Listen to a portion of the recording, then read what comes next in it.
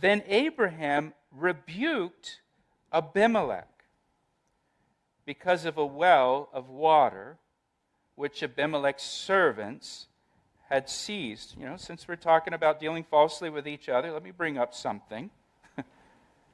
And Abraham rebuked Abimelech because of a well that Abimelech's servants had stolen from Abraham's family.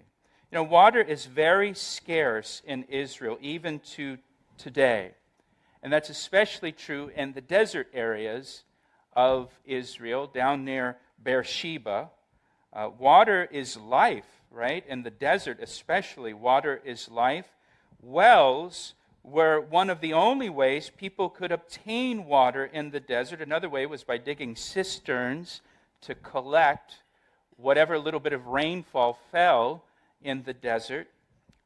So wells were very valuable. Wells were private property. You couldn't take water from a well without permission from the owner. They weren't like public drinking fountains that anybody could use. They were private property, and they were fiercely defended. In Numbers chapter 21, for example, the children of Israel, they're on their journey through the wilderness, on their way to the promised land, and they want to pass through the land of the Amorites. And so Moses sends a message to Sihon, the king of the Amorites, asking permission to pass through their land. And in his request to pass through the land, Moses says, "We will not eat food from your fields, nor will we drink water from your wells. We're just going to pass through your land. We're not going to drink any of your water. It's not free water. You can't just drink from a well."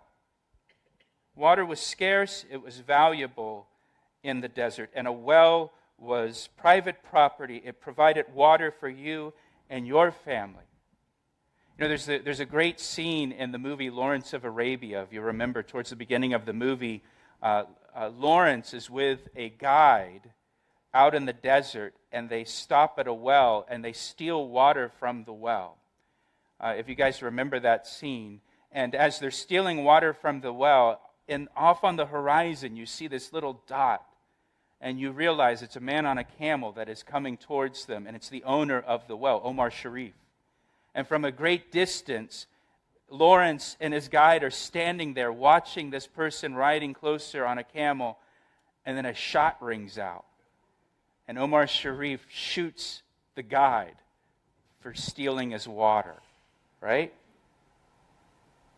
That's what you did with a well. You didn't mess with a person's well. It's a big deal. Wells were very difficult to dig. They were very labor-intensive. Wells were dug by hand in ancient times, usually down through rock, using a hammer and chisel and buckets and ropes.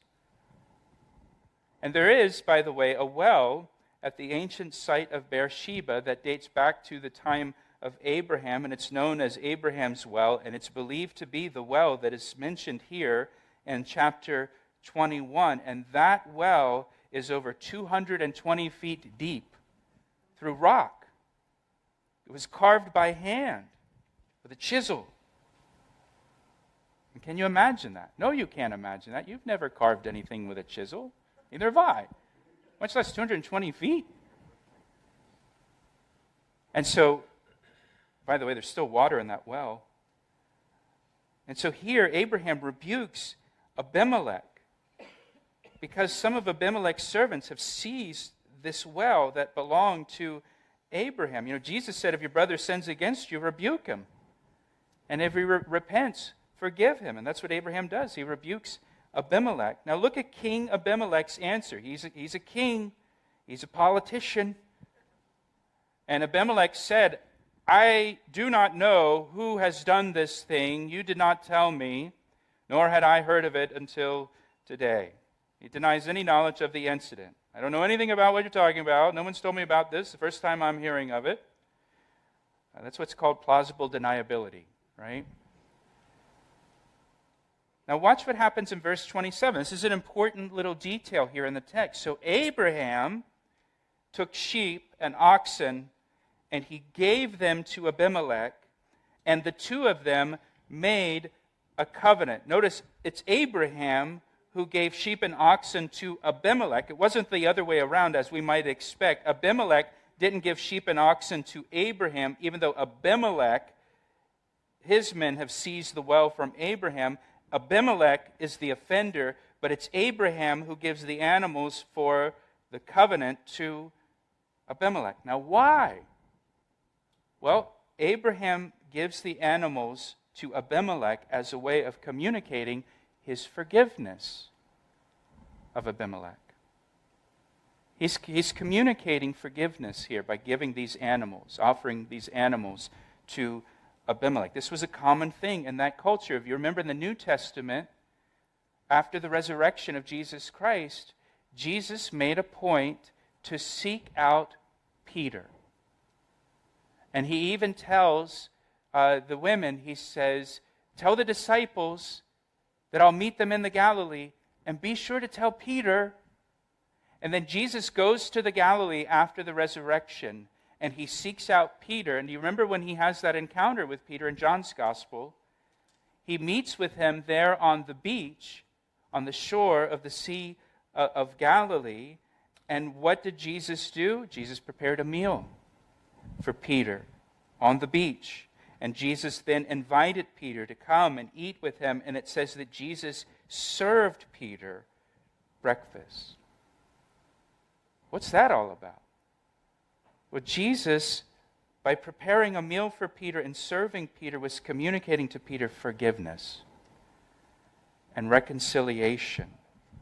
To Peter, Jesus was saying, I forgive you. And they showed that by sharing this meal and offering this meal to the offender. Even today, in a lot of Middle Eastern cultures, there's what's known as a reconciliation meal, where the person that was wronged prepares a meal and offers the meal and serves a meal to the offender as a way of communicating forgiveness. By the way, Jesus tells us that when we get to heaven, he's going to have us sit down and he's going to serve us a great big meal, communicating to us forgiveness and acceptance by him. Here, Abraham is the one who provides the animals to Abimelech to communicate forgiveness and acceptance to Abimelech. And it tells us here that Abraham and Abimelech, they made a covenant. They literally cut a covenant. Remember, we talked about this back in chapter 15.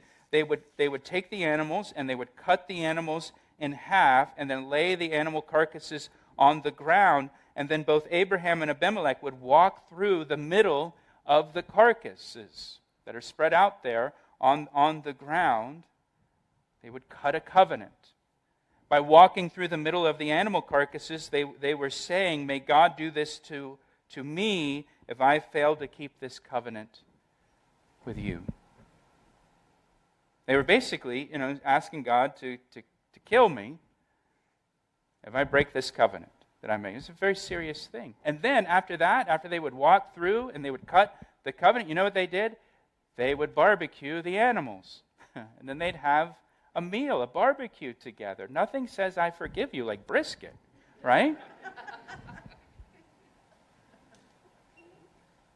So verse 28, then Abraham does something more here. Abraham set 7 lambs of the flock by themselves, and Abimelech asked Abraham, hey, what's the deal with these 7 lambs which you have set by themselves? So he takes it a step further here in verse 30, and he said, you will take these 7 lambs from my hand, and they may be my witness that I have dug this well. So he gives Abimelech 7 lambs out of his own flock. Apparently these 7 lambs were, had distinctive marks upon them, so they were easy to identify. And those 7 lambs were a living witness that Abraham had dug the well and that the well belonged to him. So if there's ever any question who owns that well, Abraham could point to those 7 lambs as proof that the well belongs to him. So those lambs were kind of like a proof of purchase or a receipt, physical reminder and evidence of who that well belongs to.